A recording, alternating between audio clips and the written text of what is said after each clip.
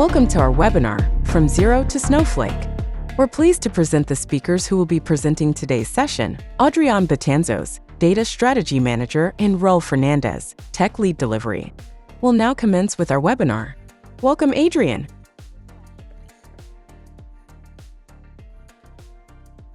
Hello, good morning, everyone. Well, thank you. I guess this is my time to introduce myself, and then Raul will have his spotlight. Okay. Obviously, our agenda today refers specifically to Snowflake. Okay, why? Because of the benefits that we've seen this technology being adopted in a wide range of industries. And nowadays, with a lot of customers that are happy working with Snowflake, it's a time to give the spotlight to the ones that deserves it. That is Snowflake per se.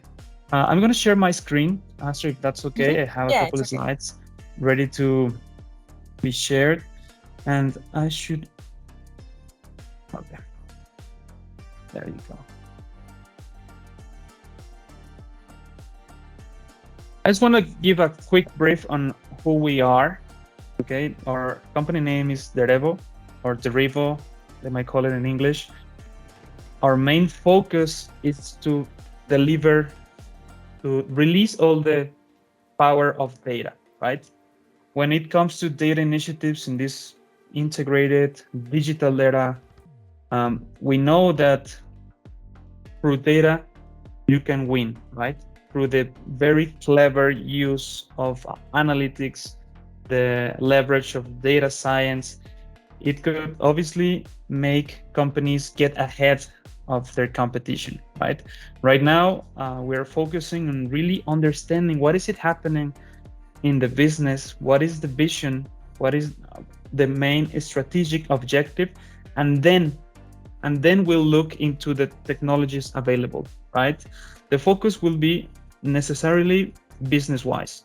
How could any given organization, company could increase the revenue? How could they decrease costs? And how could they minimize risks? As being the three main pillars any given company will seek into developing a data analytics initiative, right? So when it comes to selecting the correct tech stack, you might have feel like this guy in the picture, right? You have tons of data to analyze. It's not anymore structured databases. It is most certainly a lot of non-structured data, right? How are you analyzing what's happening in social media, right? How are you analyzing the steps that any given customer has on their journey with your company? How is the engagement with the outside world towards your brand, right? Right now, these are the answers that every CEO, every CMO, every given business user needs to answer, right? So it gets much more complex than 10 years ago, even 5 years ago, right? The great news is that right now we do have the advancements in terms of hardware, software that will allow you to actually deliver. So that is the great news, right? The great news is that you will be actually in position to deliver answers to complex questions through the correct use, storage, analysis of that data. And how? Well, there are a lot of brands available that have developed very neat software in order to provide a business intelligence platform, to provide integration capabilities, to provide data science capabilities as well. And now on top of that, how could you actually provide more security, better governance programs? How could you actually provide observability and all the different bells and whistles you can imagine, right? Well, right now, as I mentioned before, even though we are partners with the biggest brands out there, right, as Derevo, we work with Microsoft, we work with AWS, Databricks, Click, Tableau. Right now, the spotlight is with Snowflake. And actually, I do have the hat of Snowflake with me as well, because as I mentioned before, you give honor to the one that deserves the honor. And right now, it's time to think Snowflake and how could you actually get started and get onboarded in a really, really quick manner, right? So these are just some logos of the companies we've worked with. As you can see, there are a lot of companies on the retail CPG sector. Others might be on the financial services, pharma, healthcare, telecom, you name it, right? Here, the deal is that Snowflake it's pretty much wide open to any industry, right?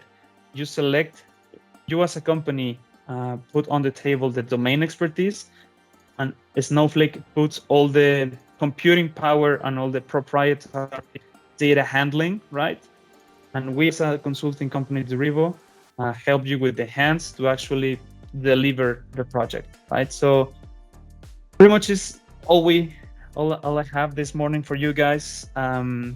Normally, these workshops are very hands-on, very oriented for you to gain some experience and to feel comfortable upon the next steps that you want in your organization's journey, right? So at this moment, I would want to give the spotlight to Raul for him to take over from, I think, that last slide that you were showing, Astrid, for him to tell us what is specifically the agenda and the expectations that we will be promising today to you guys. Thank you for being here. I'm sure that since this is like a petite quorum, you will have a lot of possibilities on actually getting engaged with the professor. Raul is one of our top guys in the data, and well, is our top guy here in Snowflake, and you will be in very good hands for the next couple of hours. Okay, so thank you very much. I will stop sharing my screen now and take it over, Raul. All right, thank you for that, Adrian. So please, can you help me, Astrid, to share the screen for the agenda, please? Yes, of course. Thank you. So thank you, guys, and again, welcome to this workshop. My name is Raul Fernandez, and I hope this workshop fulfilled your expectations. So what we will learn in this workshop, we will cover the basics, but you will understand a very important feature that Snowflake use for the implementation. So with this important thing, you will learn how to implement Snowflake in your company, or maybe how you can perform different transformations of data, how you can move your data to the cloud. So, well, let's start with the topics. First of all, you will understand how you can work with databases, stages, tables, views, how we can load structured data, semi-structured data, and we will perform some queries, basic queries. It's not very complex.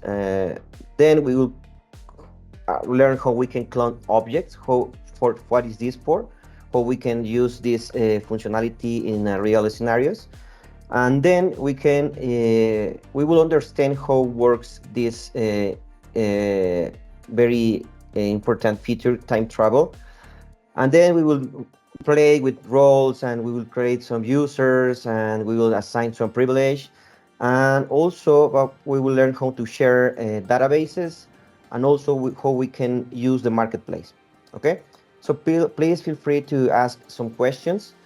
Before to start this training, it's important to know the basic of SQL. Don't worry about it. I will share all the scripts in this chat. You only have to copy and paste if you want in your Snowflake account. If you don't have an account, you can set up one trial version of Snowflake just with your email. So I will do the exercise. Please let me know if you have some blocker.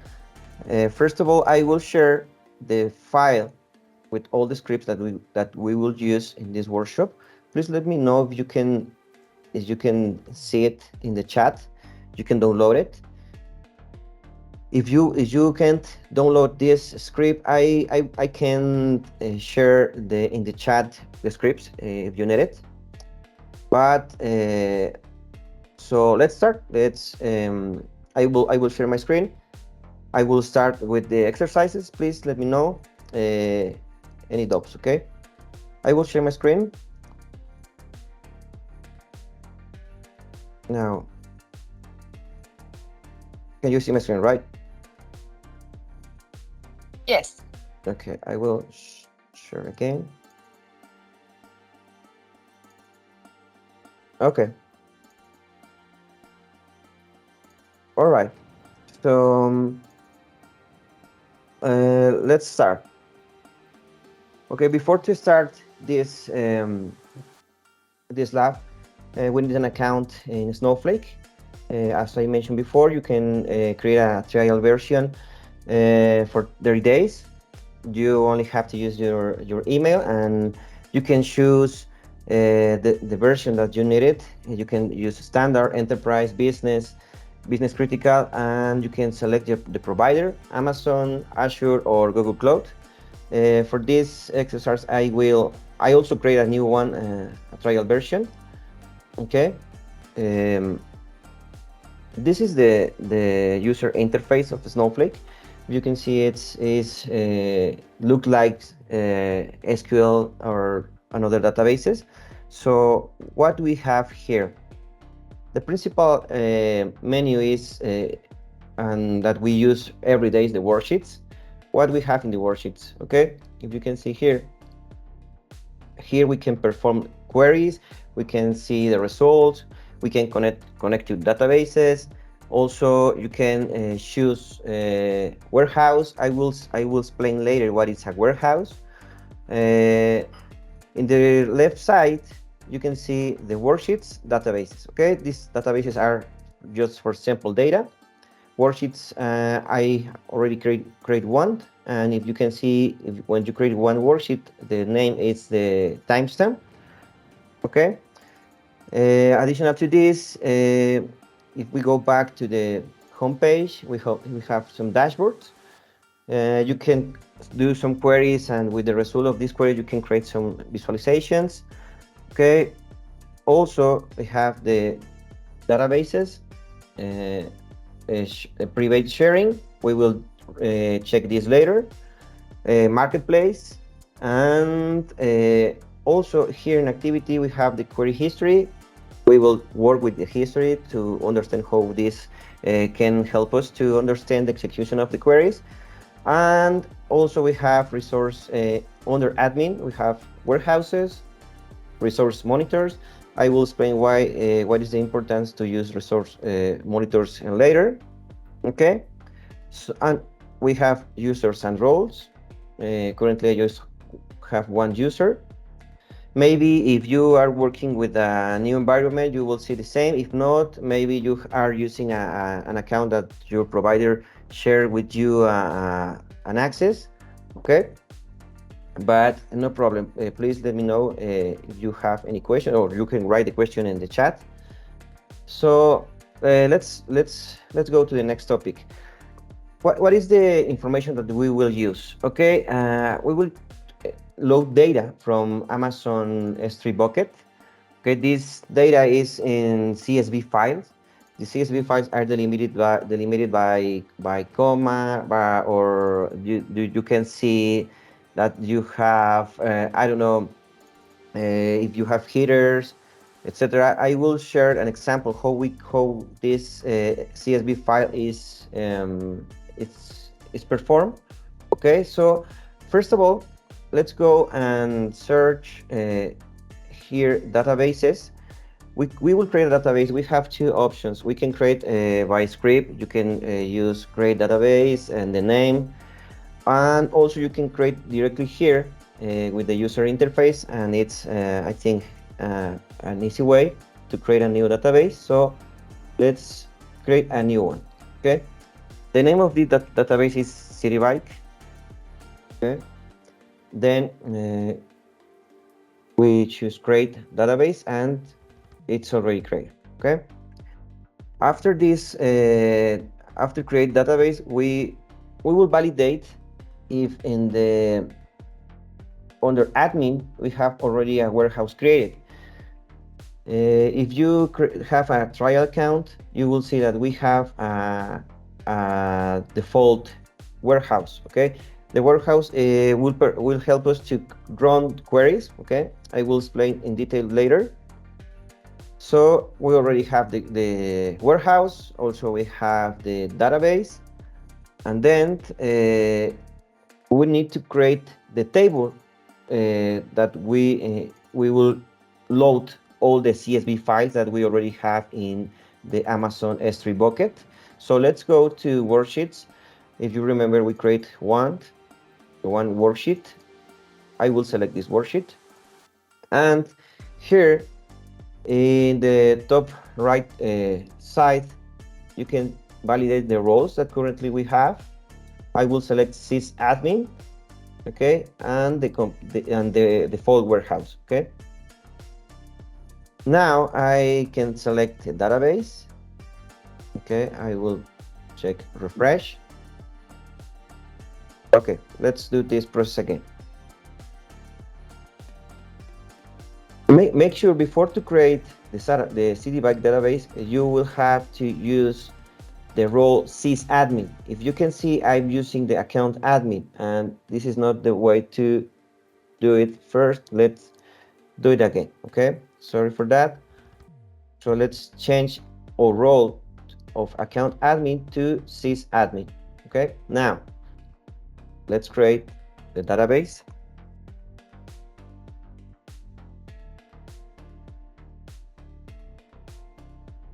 Okay, now let's move to worksheets again,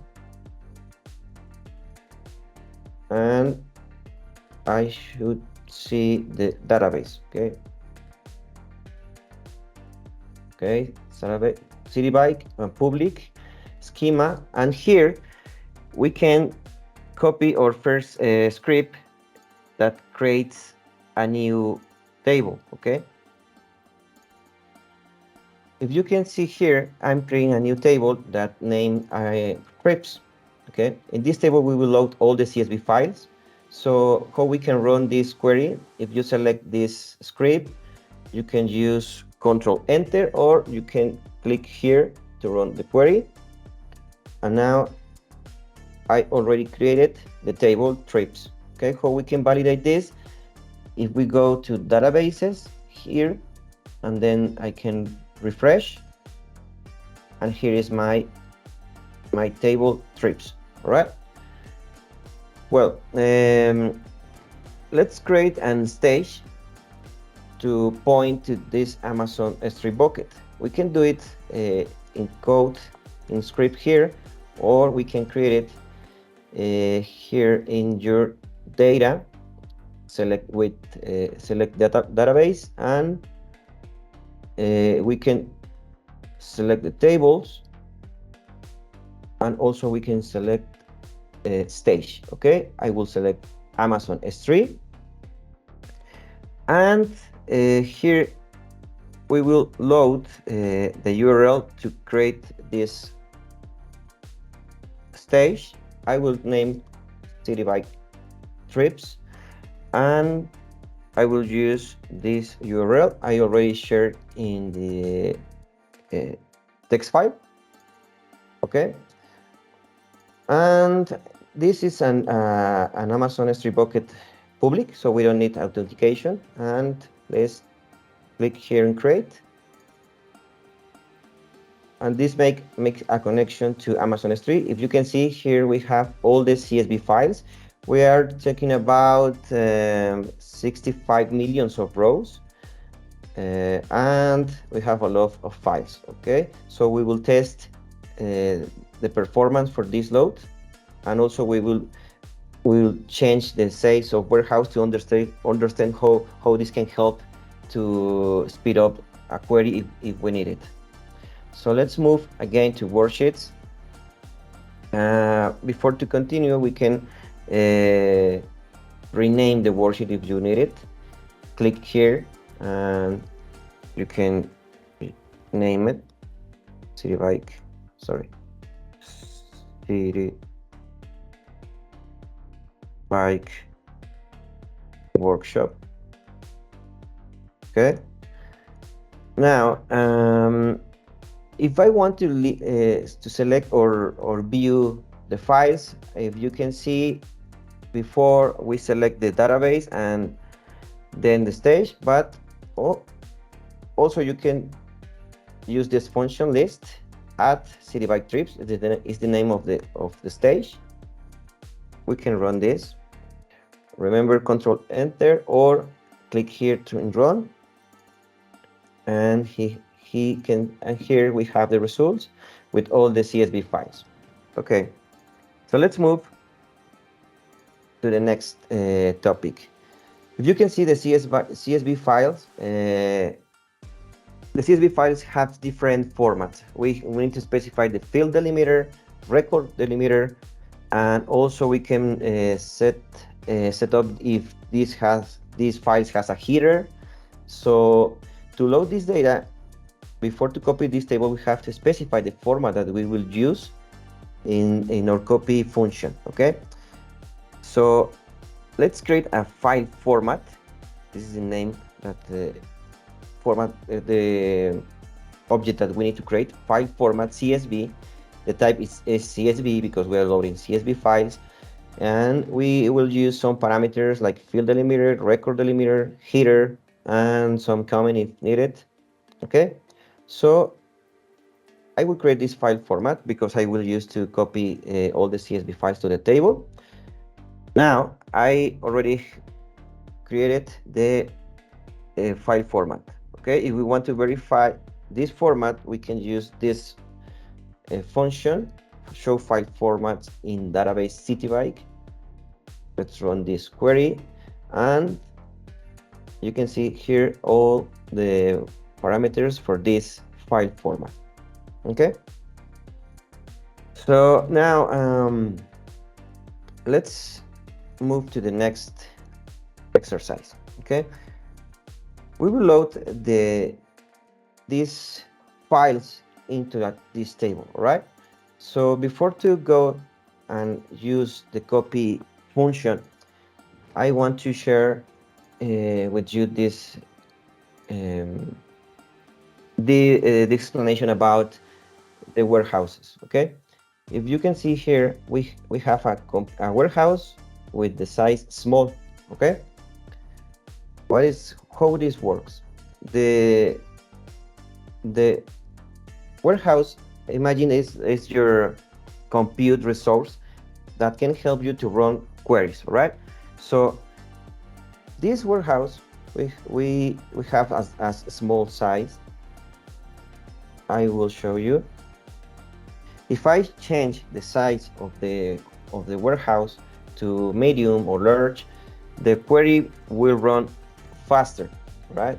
But will consume more credits. Okay. So also, if you have, for example, problems with concurrencies, or you have a lot of users, you can select multi-cluster warehouse, and this will help you to create clusters and handle this demand of many users running queries. Right? Sometimes when you need to run query and make it faster, you can change the size of the warehouse, and this will run faster. No, it's not. This is not how I can say, this is not always work like this way, because sometimes if your query is not optimized, well, even if you increase the size of the warehouse, this will not work. Okay, so always I recommend validate and optimize queries before to increase the size of the warehouse, because this consume more credits. Okay, and Snowflake worked with credits. So I will do this test with a small warehouse. Okay, and I will perform a query. Let's move to worksheets again. select our worksheet, and we have the script to copy CSV files to these table trips. Okay, so how this works? I'm using this function copy into trips. It's my table from my stage. File format is CSV. Okay, and pattern is CSV to load all the CSV files. All right, so I will run this query. Remember, we are on small size warehouse, and let's do this and check the time that this will take. Okay, before to finish this query, I want to show you how you can manage or visualize your activity in query history. If you see here, we have all the queries that I are already created.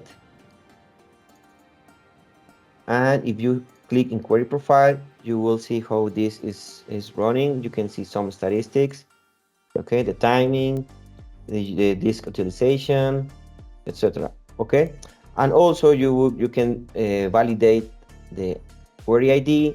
This is very important because we will use the query ID in next topics.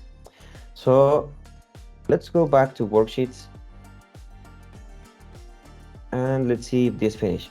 Well, it's already finished. If you can see, 33 seconds. Okay, and all of these files are already loaded. Okay, so I want to do a test with you. I will change the size of this warehouse to a large warehouse just to validate if this works, and the time to execute this query should be less. Okay, how we can test this? Let's truncate the table. Okay, and we can check if this table is clear. Okay, we don't have any record. All right, so now go to admin and select warehouses and we will change the size of this warehouse. Okay, edit, and I will change to large. Okay, I will save this warehouse. Okay, then we go back to worksheets, and I will run again this copy strip, but before, let's check if the warehouse is large. We can validate with this script, or you can just select here the warehouse and you will see that currently is large. Okay, so let's run again this script to load all CSV files, and this should be less time. Okay, let's wait a few seconds, and that's it. 12 seconds. You can see before was 36 seconds, I remember. All right, so how we can work with the warehouses? Imagine that in a real scenario, you in company you have analytics team, data science team, data engineers. So it depends which warehouse we will assign to different area. Maybe for the BI team, we don't need to assign a warehouse large because they only load information monthly, for example, or weekly. Okay, but if you have a data science team, this data science team is working maybe every day doing some testing, and maybe you can assign a large warehouse, or sometimes we are only using just to load data into Snowflake, for example, Data Factory or Alteryx. Maybe we only need to use an extra small warehouse, so we will need to analyze the specific size for warehouse for each area. Okay, So I will go back to this warehouse to small. I will save this warehouse. And let's go to the next topic. Okay. Very important, before to go to the next topic. If you can see here in advanced option, this is very important. I always check, this is a best practice, check auto resume and auto suspend. If the warehouse it's running, it will consume credits. Okay, so it's very important to check this auto resume to save the consume of credits. Okay, so let's move to the next topic. Let's go to worksheets. Okay, I have already created my table. Okay, so just to validate, let's run a very simple query. This query is already in your text file. Okay, and then just select start from trips, and here's the table. All right. If you can see here, we have the duration, start time, coordinates of the start station, the name of the station, coordinates of the end station, and etc. Okay, so now let's create a basic query just to validate how these trips, the average of the trips. Okay, let's go back to our file, and in this query we will check for each hour the number of trips, average of the trip duration, and average of the distance. Okay, so let's run this query. I will use the function dateTrunk to get the hour from our date field, count number of trips, average of duration in minutes, and average in distance. Okay, this is the result of this query. We have the average number of trips and average distance. All right. The goal for this workshop and this data, it's understand how the trips or rides impact or how the weather impact to these rides. Okay, because we will load information of the weather. Okay, let's go and continue with analyzing this data. Okay, so if you can see here, I already run this query and it takes 1.6 seconds. Normally when you run a query, the same query, this query is saved in cached. So this cache is stored in the past in 24 hours. So if I run the same query, you can see the time of execution is less than the before execution. Okay, because it's the same query, the same result, and this is stored in cached. Okay, so we can work with cache sometimes if you need it, and you can see that this is very important because this will not consume more credits if you are running the same queries. Okay, let's execute another query. Okay,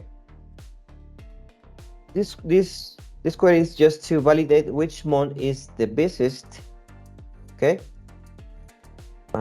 I will select my script. Okay, and then let's see which month is the busiest month of these rides. Okay, if you can see the month that we have more rides or trips, it's June. And this is very important because if we cross the information of the weather, we can validate why June it's the more demand of trips. Okay, so and now let's go to do some tests before to cross with weather data. Okay, so I will use a function to clone a table. Okay, this topic or this feature, it's very useful when you want to create, or you already finished a development and then you want to share the results of one table to another environment. Okay, normally we have dev environment, and also we have a QA environment or production environment, and then you need to share data or tables or databases, schemas to another environment. Okay, so this is very important because when we are cloning a table or database, is not using the double of the store size. Okay, we only copy the metadata, and you will have the same or snapshot of the data of the table. Okay, so I will create a clone of this table just to check how easy is do this. We already have in our script. Okay, and I will create a clone of my trips table, and I will name trips dev. Okay, we only have to use this function clone. I will run this query, sorry. And if we want to validate if this table is already created, let's move to databases and then click on refresh. Then citybake, public tables, and here is my clone table. Okay, if you can see, it's the same number of rows and the size of the table. Okay, so this is very easy to use. Remember, in the real scenario, you can share these tables to different environments, and we only need to use clone, and that's it. Okay, all right. So if you remember, with this table, with this exercise, we are working with trips of citybike, and this information is focused on New York City bikes. Okay, so I will run this query again just to validate that June is the month that we have more trips, and the idea or the question that we want to resolve is if the weather impacts the number of trips. Okay, so what's next? We will load information about the weather in New York. Okay, and we will load some semi-structured data. The semi-structured data that we will use is JSON format, and also is in an Amazon S3 bucket, is public. Then we will cross the weather data with the trips to validate if this impacts. Okay, so let's go and create a new database. Okay, this database is I will name weather. Okay, remember that we can create database in user interface, or you can create it here with this script. I will run this script, and I already have the database. And now just validate if we have the warehouse. Yes, we only have one warehouse. Okay, we are using the schema public. Okay, hope we can use this database. You have two options. You can use this script, or you can select here the database that you want to use. Okay, I will use weather. Then I will use the public schema. Okay, and I will create a table in this database. Okay, the table that we will create is for semi-structured data, and let's see how we can perform this. Before to go that exercise, let's check if the database already created. You can see here that the database, and also we will see the public schema, and then the table. I Currently, we don't have any table, but let's create one table. Okay. The table that we will create is JSON weather data. If you can see here, I'm using this instruction or this data type. Okay, this data type works for JSON files. It's variant. It's Snowflake works with this kind of functions, and these functions allow to store JSON directly in a row. Okay, and then we can split this JSON with different functions and create a structured table. This is what we will do. Let's do it step by step and create this table. Okay, and let's check this. The table is already created. Okay, then we need to connect to the Amazon S3 bucket. Okay, if you remember, we have public Amazon S3 bucket. I will use my script to create it. Okay, this bucket I will name weather. This is the URL. Select this script and then run the query. Okay, so well, I have the stage, and let's see which file are in this stage. Okay, remember, we can use the list function, add, and the name of the stage, and here we have all the JSON files. Okay, so let's go and load all of these JSON files to our table JSON weather data. Okay, to do this, we can perform this query, copy into this table from this stage, and the file format is JSON. Okay, let's run this query, and we already have loaded all the files. Okay, and just to validate this information, let's create this query. Select start from this table, and I'm using a limit to validate just 10 records. As I mentioned before, with the variant data type, I can store JSON in one row. Here's the JSON. We have these columns: country and coordinates, the name, region, station, etc. Okay. Now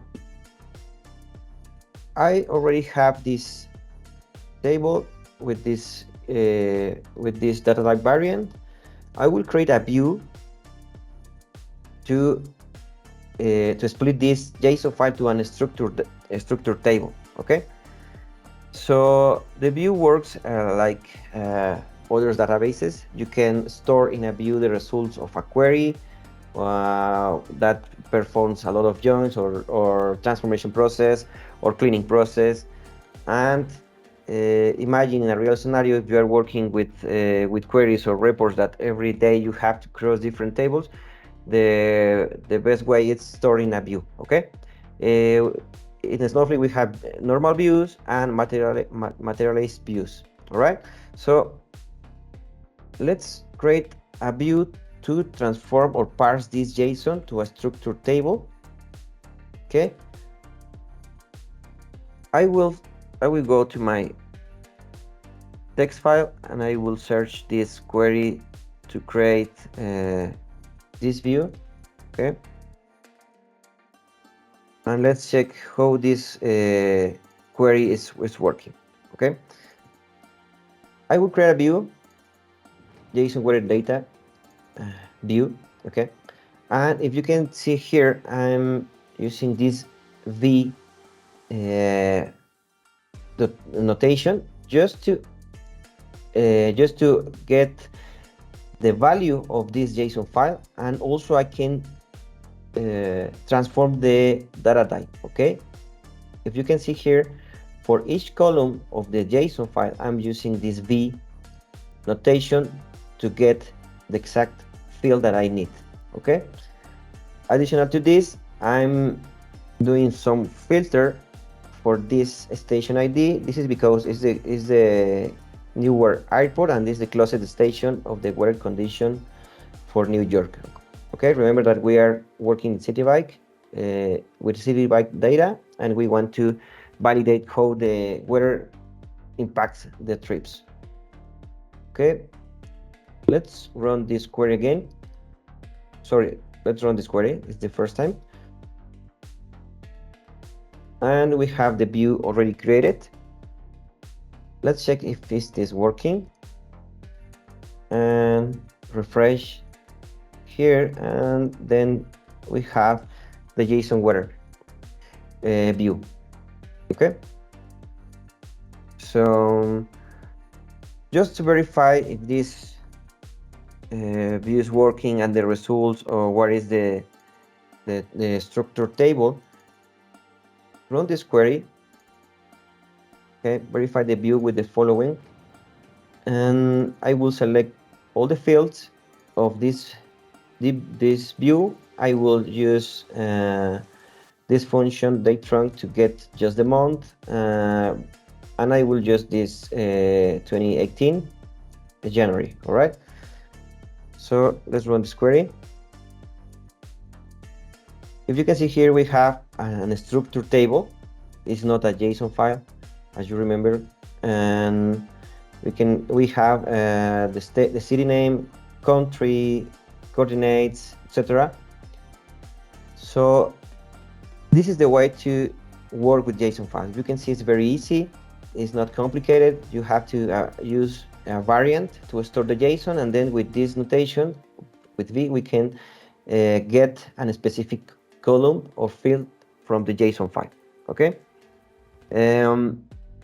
Now let's move the next topic.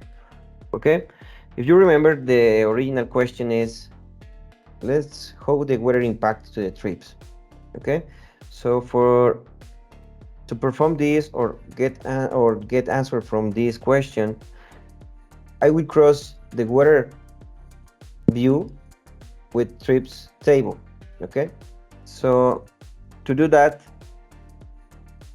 I will select my script. Okay. And we will correlate the both datasets and the both databases. Well, if you can see here, I'm using the complete name from trips table. Why? Because I'm in weather table. So if I want to specify a table that it's in another database, I need to use the complete name. Okay, and I'm using a join with the observation time and I will transform to hours, and I will just count the number of trips. Okay, so let's do this. Let's run this query,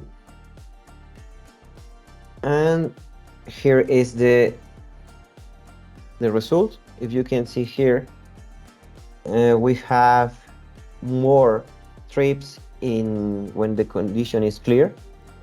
Okay, obviously if we have a bad weather like heavy snowfall, we have less trips. Okay, so this query responds our question, how the weather impact to the number of trips. Okay, so well, I think we can go to the next topic. We will validate how the time travel works. Maybe we can. This is the point. If you have any questions, or maybe you can take a break of 10 minutes and then we can continue, or we can go ahead. Please let me know.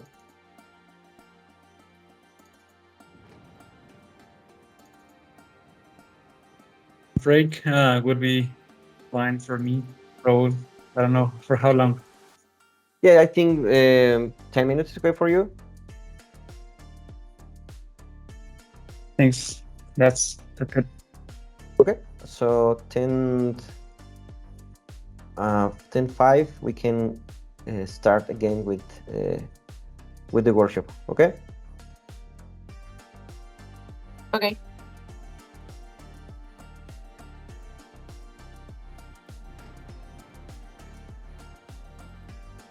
Okay, guys. So I think we are done. So let's go. We can go ahead with the next topic. And can you see my screen, right? Okay. Well, how this work? Okay, let's talk about time travel. This I know that this sounds like Back to the Future movie, but it's a very important topic, and it's very important to understand how this works. Okay, time travel is normally we use time travel when you are working and you are doing some transformations, or maybe you commit some changes in production tables and these changes are bad, or you did an update on one table and this update just did some errors in your data. And also if you drop a table, because it happens, maybe you can drop by error a table, you can go back and restore this table in a state in the past. How this works? If you remember, we check the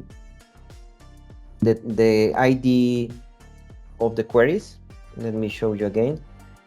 Activities, activity, and then the query history. If you remember, we have a query ID. All right.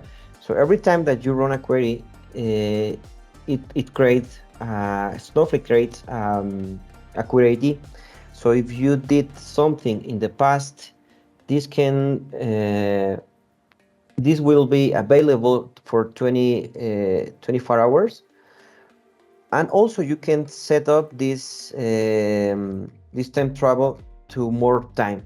Okay, if you have an Snowflake Enterprise Edition, you can set up the time travel until 90 days.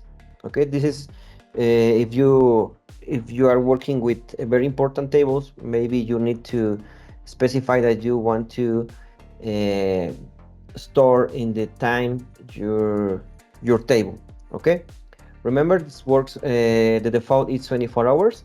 So I will do some queries, and I will create some errors in the table, and then we will back to use the query and restore the table with that query ID. Okay, so I will go back to worksheets, then I will select my worksheet, go to the last point, and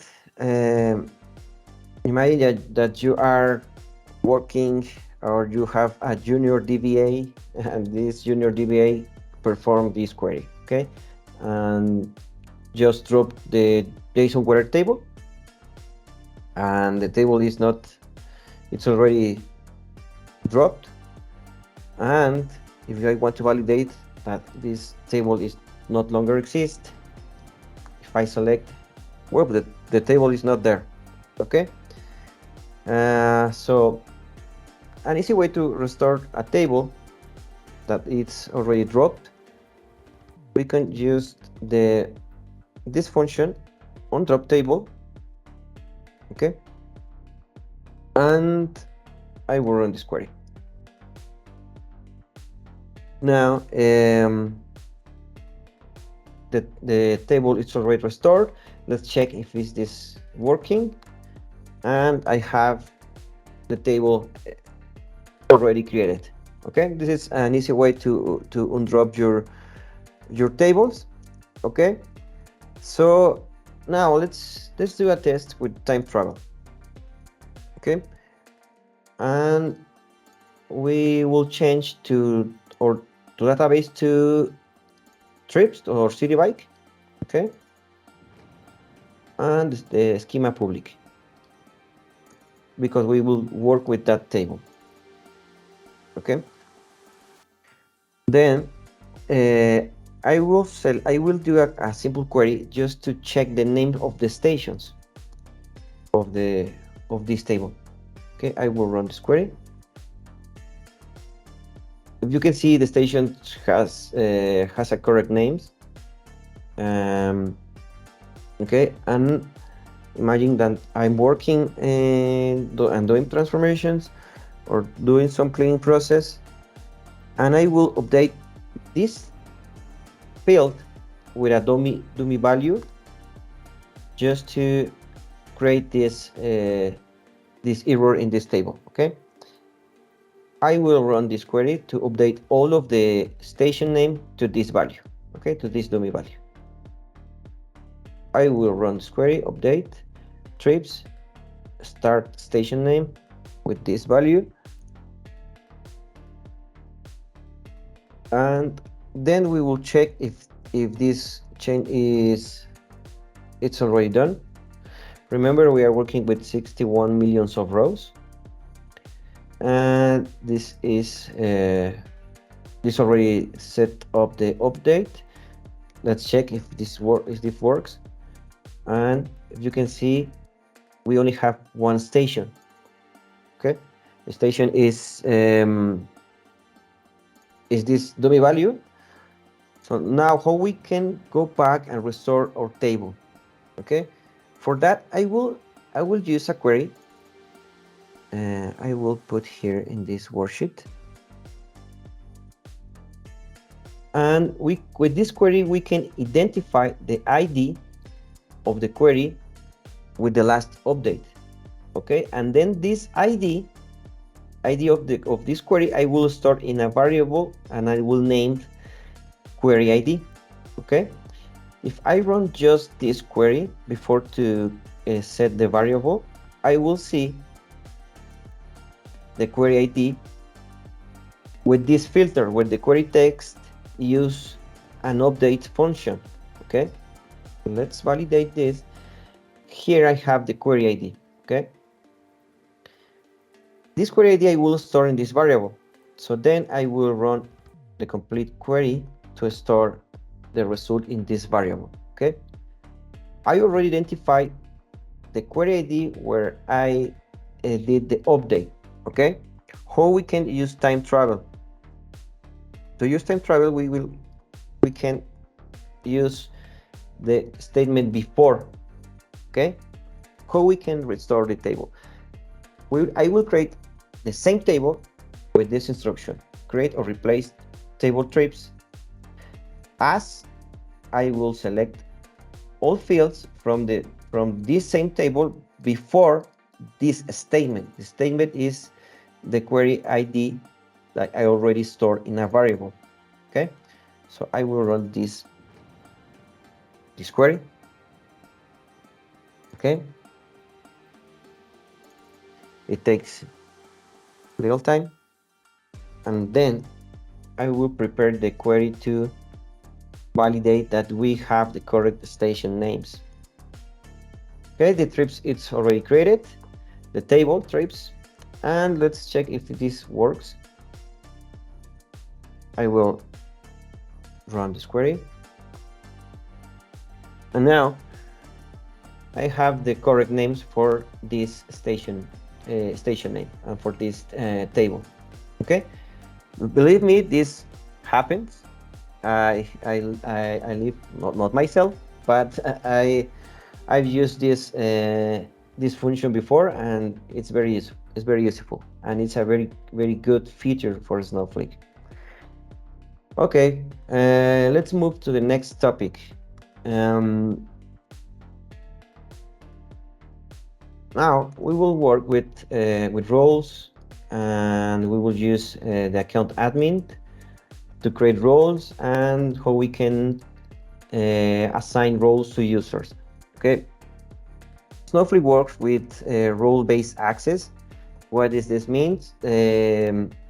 If you want to give access to a users or different users or different teams, you will first create a role, and then you will grant privilege to this role, and then you will assign this role directly to users. Okay, this is the way the path to follow to grant access to a different users.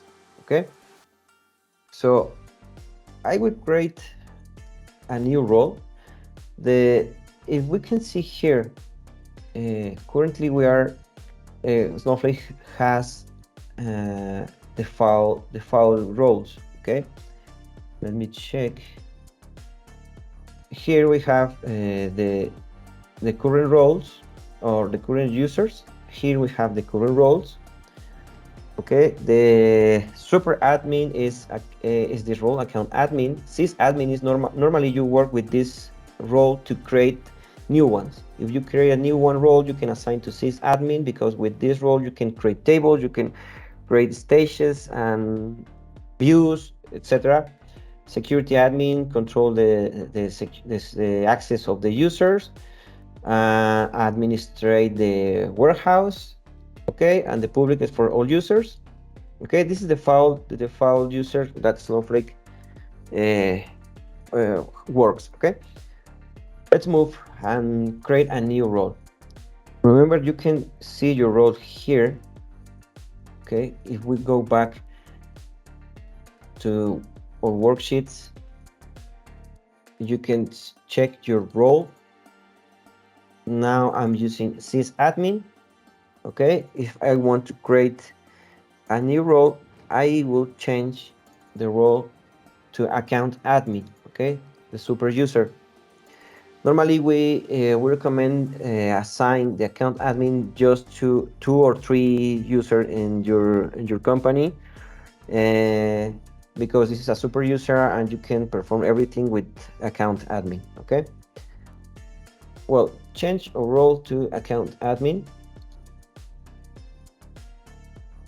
Okay, and then you can see here it's account admin, and I will create a new role just for testing. This role I will name junior DBA. Okay, I will select the script and I will run, and I already created this role. Okay, just to validate this role and how this role works, I will assign this role to my user. Okay, I will use this script, run role junior DBA to user Raul Fernandez. This is my user. I will run this script, and now I have the role in my user. Okay, how we can validate this? If I go here, maybe I need to update this. I can see junior DBA. Okay, I can select this role if I want to work with that role, or I can run this query, use role junior DBA. I will run this query or this function, and now I'm with junior DBA role. Okay, let's see that we don't have any warehouse, so I can't perform or run any queries because I don't have any warehouse. And also, if you can see here in databases, I don't have any database. Okay, so remember, we have to create the role, and then we have to assign privilege to this role, and then we can assign the users to that role. Okay, so I will grant access to this role one warehouse. Okay, the default warehouse that currently are working. I will change the role to account admin. Remember that this is super user and we can create roles and assign, etc. I will change to account admin. Now I'm with account admin, and to grant privilege to use a warehouse to that role, I will use the script grant usage on warehouse. Compute warehouse is the warehouse that currently are working to role junior DBA. Okay, so let's run the script. Now I already have the compute warehouse to this role. Let's check again and change the role to use again junior DBA. Okay. Now let's check here. I have the warehouse because I already granted with the account admin, so I can perform queries now. All right, how this in the real scenario, how this works. Remember that we mentioned that maybe in different companies you are working with different teams, and you have to grant access to some databases, and you can grant access to different warehouses.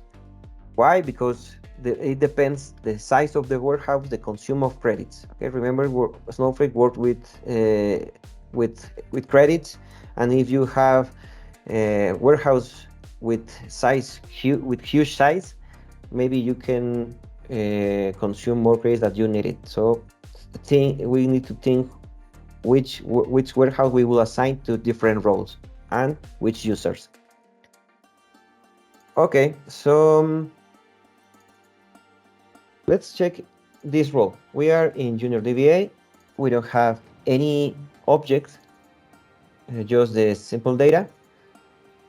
So if I want to give access to this role to our tables, that weather table or city by table, I have to grant usage on that table. So if I want to do this, I will change to account admin.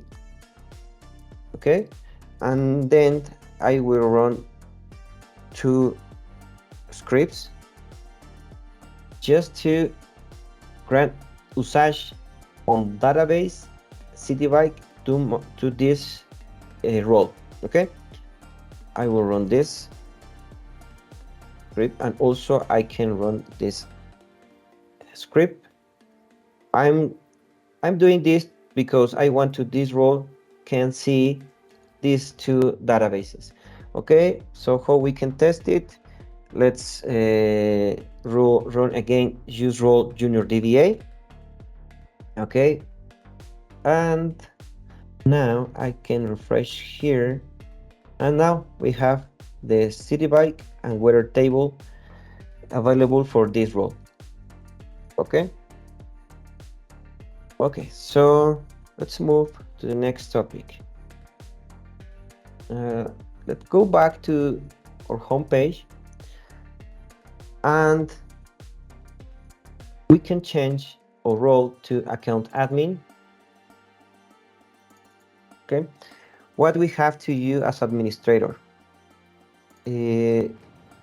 Under admin, I can see the usage of our account of Snowflake account. Okay, you can see the credits consumed by if you have more warehouse, you can select the warehouse. In this moment we only have one warehouse. We can check the consume by day, by hour, by month if you have more time with your account, and also you can see the billing. Okay, don't worry about it, this is a trial version. Okay, so if we can see warehouses, I mentioned before, we can create more warehouses for different teams. Okay, and also we have resource monitors. This works if you want to monitor the credits, the consume of the credit for each warehouse. You can create a resource monitor, and this resource monitor can send alerts to your user to your email if some users of some teams are consuming more credits than you expected. Okay, so let's move to the next topic. Okay, sometimes it's necessary share our data to different consumers. You can share an entire database to a different consumer in across region or across platform. Platform, I mean, it's Google Cloud or Azure or Amazon. So if you want to to share an entire database, you can select the shares here in data, and then you can see if you have a share of your database. Currently, we don't have anyone because this is a trial version. If you want to create a new share, okay, you can click publish to specific consumers. Also, you can select a name here. Okay, this is just to test. I will not click in OK. Specific consumers. Okay, I can select the database that I want to share and the table that I want to share. Okay, and here I can add consumers. How we can add consumers? I need to have the information about the account, the Snowflake account, and the user. Okay. When I have this information, I just will add these users here, and I will select publish. And this is the easy way to share databases to different consumers. Okay. So I will not click in publish because I don't have information of another consumer, but this is very easy to implement if you want to share your information. Okay. Then we have a marketplace. Okay. With marketplace, we can consume data from different providers. We have two types of providers. We have the free providers like this. For example, if I select this data, I can click on get. I will not click in this moment, but you can get this data, and because it takes a little time, and you will have this table available here in your databases. Okay, and you can use these tables, create new ones, or create clones from these tables, and you can start working, doing some analysis from this database. Remember, if you want to use different providers, maybe you will have to do a request. Maybe it can have some cost. So, well, this is the marketplace, and well, finally, let's go back to our worksheet, and at the end of your script, let's copy the last scripts just to clear our environment. Okay, I will drop the database if exists. I will change obviously to account admin, remember, and I will clear whether warehouse if exists, and this role if exists. Okay, so well, I hope this workshop we fulfill your expectations. What we cover: how to create staged databases, tables, views, virtual warehouses. We work with structured data, semi-structured data, and also we perform some queries in Snowflake to join tables. We clone a table. Also, we use time travel. We use and create roles, user grant privilege, and we saw how we can share data, and also we can consume data sets from data marketplace. Okay. I think that's it. I don't know if you have questions, concerns. I will share with you guys the step-by-step of this training. I will paste here in the chat of the call if you need it. I will paste this training. I will share you if you want to validate it. Here is a step-by-step to follow this workshop. I think you can use it whenever you want. So, all right, guys, thank you. I don't know if you want to add something, Adrian. Questions, concerns?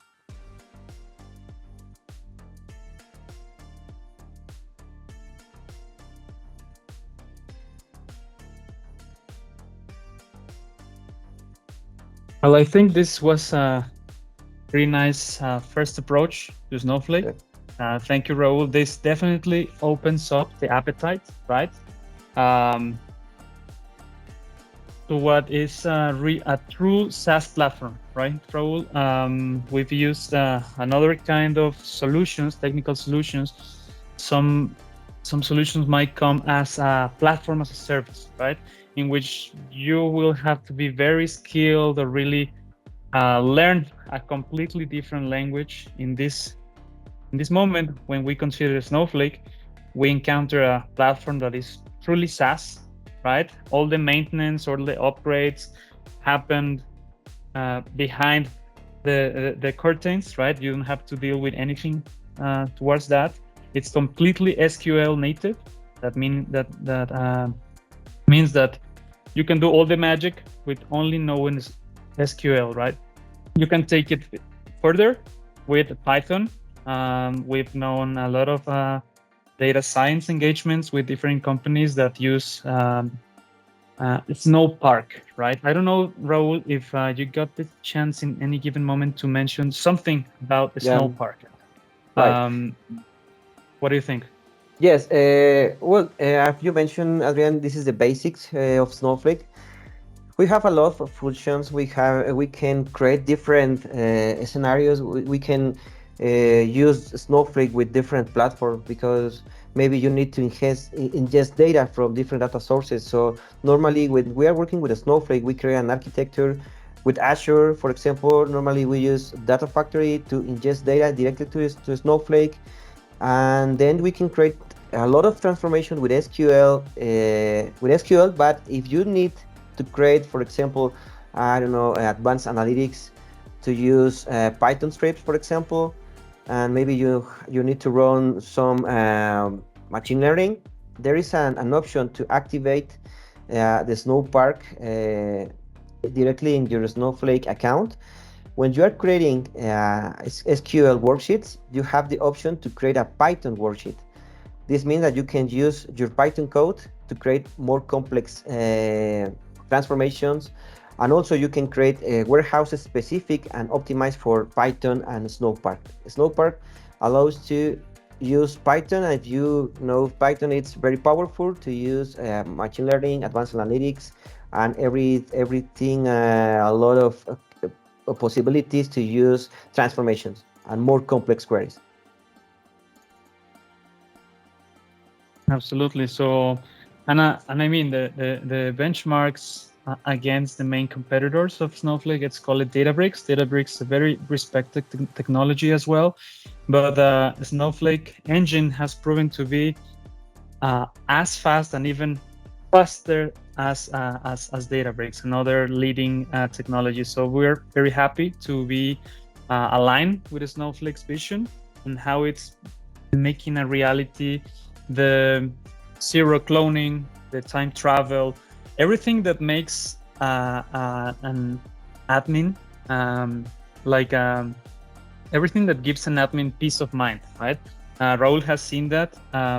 Everything regarding the monitors of usage, there's a lot of things around that that requires some kind of skill at first, but at the end of the day is to reduce the bill that you will be getting, since this is some sort of pay-as-you-go platform as well, and you will have to manage as well. But in regards to that, we will be happy to start conversations with every single one of you, our precious attendees of this webinar, and we will be reaching out, maybe Pedro Howard, Enrique, or myself, to get to know a little bit more on what is it that you are thinking on your organization and how would Snowflake would align to your vision, right? Normally we offer like a free exploratory session in which we really get into the nitty and gritty of your operation and how you want to start using Snowflake to all your company, right? So On my end, that's pretty much it. Thank you, Raul. I don't know if anyone is willing to ask a final question, to add a comment. Now is the time.